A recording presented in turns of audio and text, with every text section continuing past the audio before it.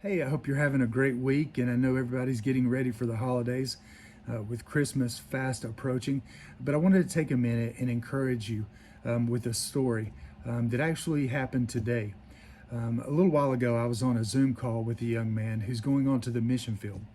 And I noticed there was something a little different in his eyes and something different about his voice today. It seemed like there was a heaviness there.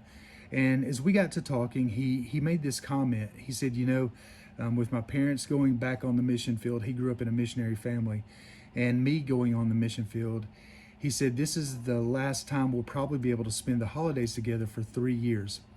And at that moment, God laid a verse on my heart. And it was the verse in Luke chapter 14 where Jesus said, if you're going to follow me, you're going to have to take up your cross. And if you're not going to bear your cross, then you can't follow me. And then he uses this illustration. He said, which of you builds a tower but doesn't sit down to count the cost first? Because the man who does that is going to be into building the tower, run out of money, not have the resources to finish it, and look like a fool in front of everybody, and then waste all that money. And what Jesus is saying is that there's a cost in this world to following me.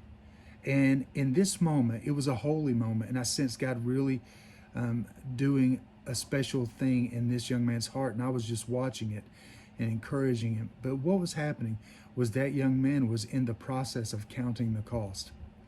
He was beginning to understand, not just at a theological level, not just at a mind level, but at a heart level, an experiential level, that following Christ was going to cost him something.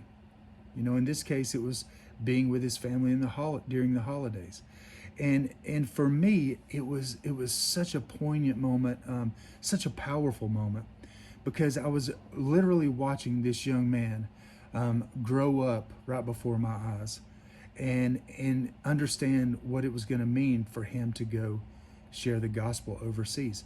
Jesus said in Hebrews chapter 12, the writer of Hebrews said in Hebrews chapter 12, that for the joy set before him, Jesus, he endured the cross, despising its shame, and has now sat down at the right hand of the throne of God. What was the joy in that moment? It wasn't going and suffering on the cross. He had to do that to satisfy the penalty for our sin. But the joy was knowing that men and women, you and I, would be returned back to a relationship with our Creator, with our God, with the Father. It's always about a relationship when it comes to God. It's about our relationships with one another. It's about our relationship with God. And when both of those things are right, we can live powerful lives. And so this man was counting the cost. And I know a lot of us this Christmas are not going to be able to see family.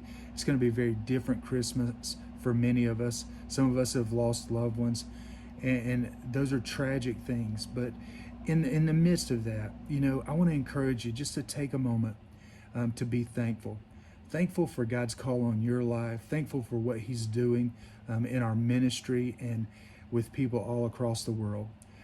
We had our virtual fundraiser just a few days ago, and thank you for giving. And we still got a little ways to go to meet our goals. But we've already seen people saying, hey, we're going to give, we're going to commit to this. And the reason you're giving and committing to support our ministry is so that we can continue to see things like this happen. Encourage and disciple men and women to go live out God's call in their life. It might be overseas. It might be just next door. It might be at the office place. It might be with your kids.